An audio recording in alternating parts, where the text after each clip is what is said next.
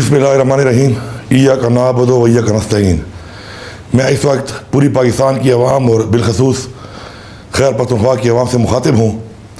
हमारे लीडर, हमारे कायद इमरान खान साहब ने ये हुक्म दिया है कि आज जो है जलसा जो हम कर रहे थे तनोर के मकाम पर, उसको नहीं करना।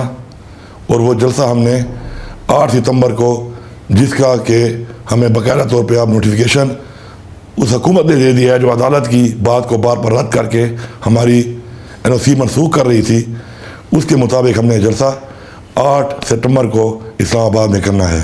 मैं यहाँ पे तमाम इदारों को और अदालतों को और इस हुकूमत को ये पैगाम देता हूँ कि इमरान खान वो लीडर है जिसने आज फिर साबित किया है कि वो आइन के मुताबिक, कानून के मुताबिक एक पुरअमन और पाकिस्तान से मोहब्बत करने वाला, अपनी आवाम से मोहब्बत करने वाला और तसादुम ना चाहने वाला लीडर है।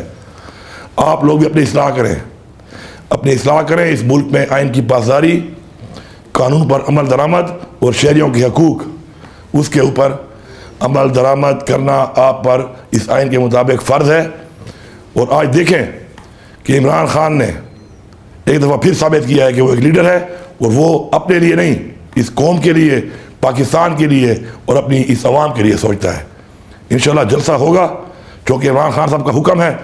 उनका हुक्म जो भी होगा हमने मानना है और उनके हुक्म के मुताबिक जलसा जब भी वो कहेंगे, उन्होंने 8 तारीख कहा है, इंशाल्लाह होगा, भरपूर तरीके से होगा।